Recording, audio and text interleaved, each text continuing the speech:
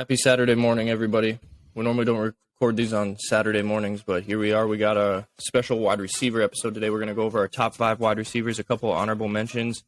I'm Sack Daddy here with Sammy Soda. Soda, how's it going today?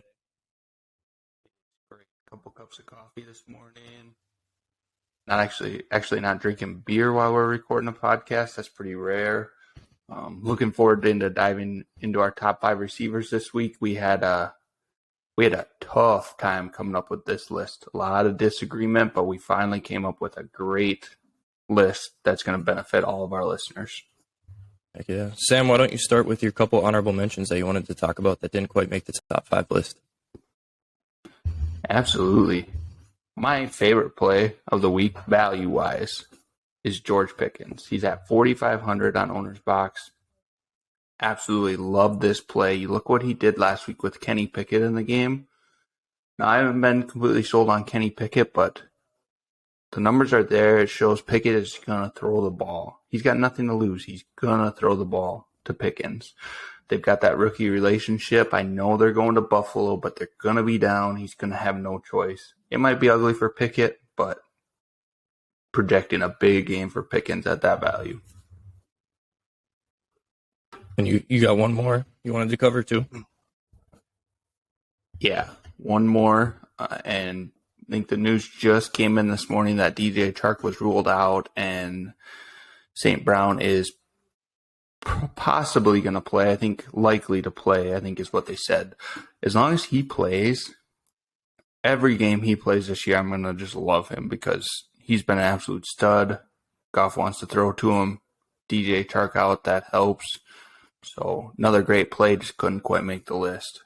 Yeah, with Chark out and Amon-Ra possibly being out, if he is ruled out, a lot of people are going to look to TJ Hawkinson again, and we'll probably be doing the same just because there's not much else to target there. Yeah, understandably. But they say St. Brown is a pit bull at receiver, so he's going to play. Yep. All right, well, I got a couple honorable mentions as well. A little feature on OwnersBox here. You sort it by opponent rank. You see 32nd here, and that's the Tennessee Titans are the worst against wide receivers. And that's why I love Curtis Samuel this week. He's only 5,400. He's always cheap on OwnersBox. You look at his game log, plenty of targets, plenty of receptions. And for the low price of 5,400, I love Curtis Samuel. I also love Tyreek Hill. Sam is not a fan of Tyreek Hill. You heard him talk earlier this week about Teddy Bridgewater. Called him check down Teddy. But the thing is, with Teddy in last week, he still got 14 targets, 10 receptions, 160 yards. It's not like Tua was throwing a beautiful deep ball to Tyreek. So I don't think that's what we have to worry about. I think he's going to get the ball a lot in space. Another questionable player, but if he plays, which it sounds like he's going to, I think they're going to get him the ball plenty in space, and he's going to be able to run wild. Also, just one final mention. I love a lot of Buccaneers this week against the Falcons. So I like Mike Evans a lot too. I think in most of my lineups, I'm going to either have a Brady Evans stack or I'm going to try to get Leonard Fournette in there. Leonard Fournette was in our top 5 running backs video, so make sure you go watch that. Yeah, that's another great play there. You know, I always get a little worried with Tom Brady and the options he's got at receiver and how he likes to spread the ball around, but he does. He trusts Mike Evans. He's a touchdown machine. That's a very good play. He is down 2 target options this week too. Braith is out, and Cole Beasley announced his retirement earlier this week. So long comeback for Cole Beasley. Yeah. Before we dive into our top 5, though, I would just like to point out that we've now handed screen sharing capabilities over to Sack Daddy. I tried to do it in the other 2 videos we did this week. Got some just terrible feedback that I didn't know what I was doing. You can already see early on that Sack Daddy knows his way around OwnersBox. In my defense, I use it more on my phone than computer, so it was a little bit of a learning curve for me. But we've handed over screen sharing duties, and it should help the flow a whole lot as we dive into our top 5. And for those that just jumped over looking for some DFS plays, you're not sure what OwnersBox is. OwnersBox is the new DFS platform where you can use Superflex. So you don't have kickers, you don't have defense, wrecking your day. You can play 2 quarterbacks. You could build 2 stacks if you wanted to. So if you're interested in playing OwnersBox, you can click the link in the description. You can use code MENLY when you sign up, and they're matching deposits up to $500. So it's pretty sweet over there at OwnersBox. But let's jump into the top 5. So coming in at number 5, we have Mike Williams. You want to start with Williams? Mike Williams has been a machine this year with Keenan Allen fighting injuries. You know, there's people saying that he might actually be better than Keenan Allen. And when Keenan Allen's healthy, you're looking at a top 5 receiver. So that's saying a lot about Mike Will. It's hard to argue with this play. I know he's kind of been, you kind of look at that stat log there. It's been a little up and down this year, but big target.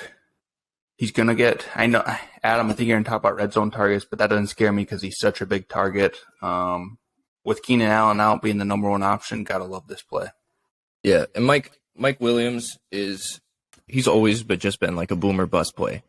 He could easily win you a tournament with just a huge week, especially with Keenan Allen out.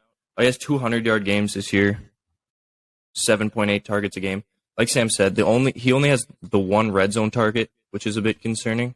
So we hope to see those numbers go up. But other than that, Mike Williams is a great play at number 5 this week.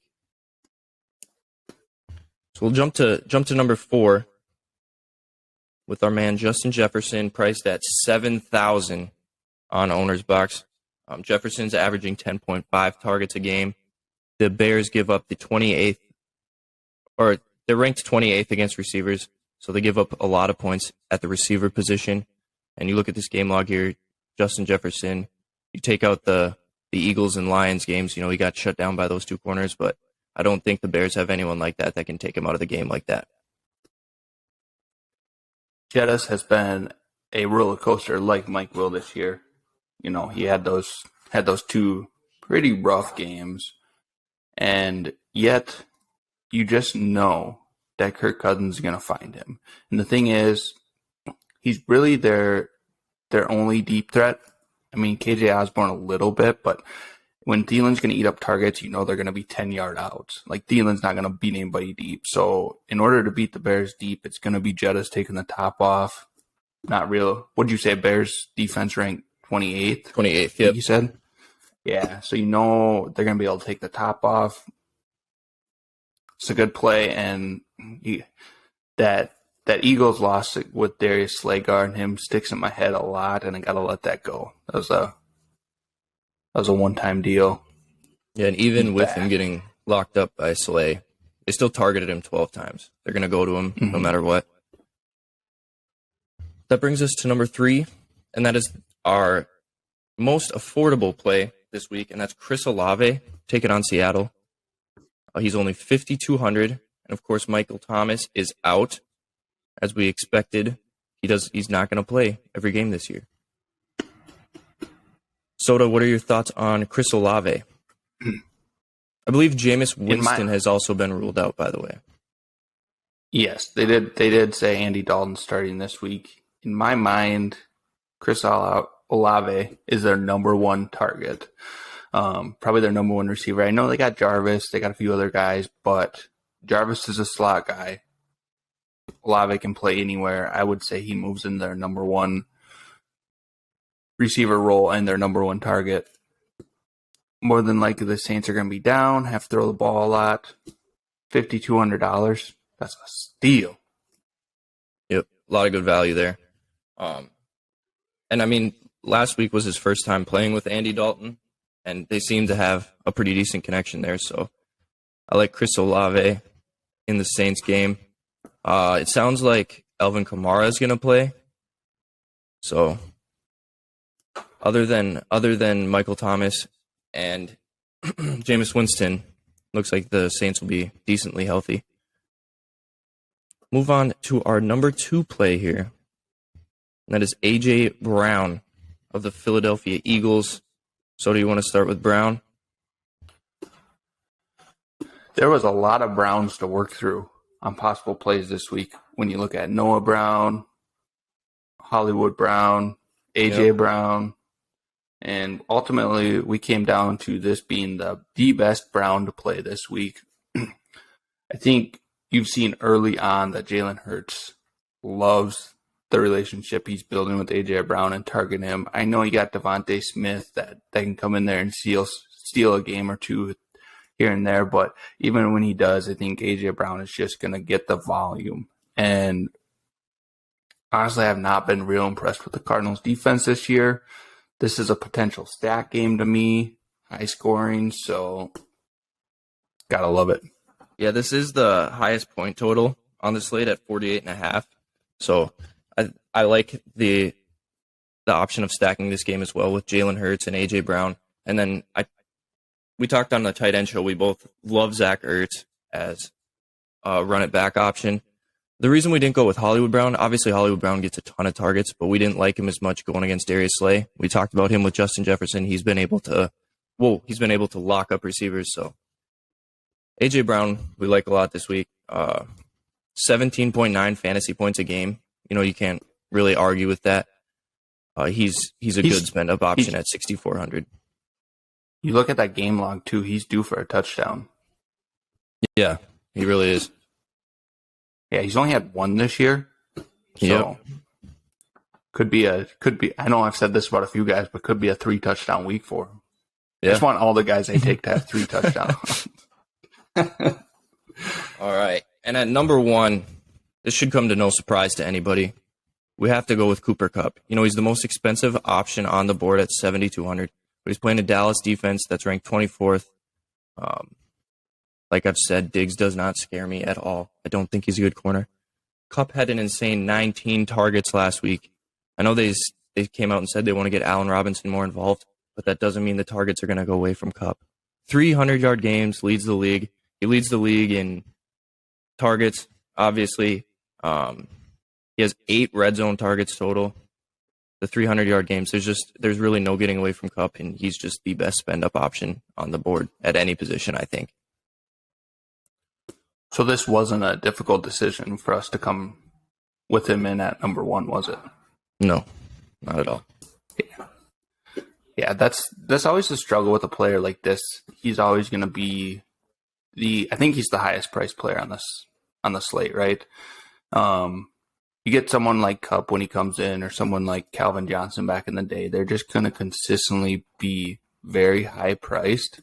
So he's just lower than Josh Allen. But the thing is, he's consistently worth it.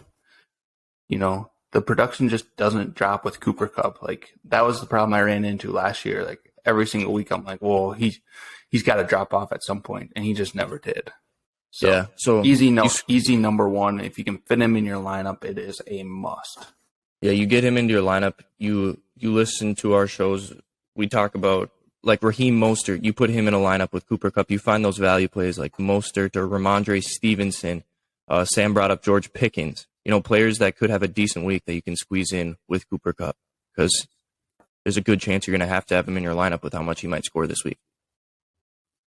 Exactly. You don't want to miss out on him and get beat by everybody that does have Cooper Kupp in their lineup. So exactly. So quick recap. We got at number 5, we have Mike Williams. Number 4, Justin Jefferson. 3, Chris Olave. 2, A.J. Brown. And number 1, Cooper Kupp. Those are our top 5 receivers for tomorrow in the main slate.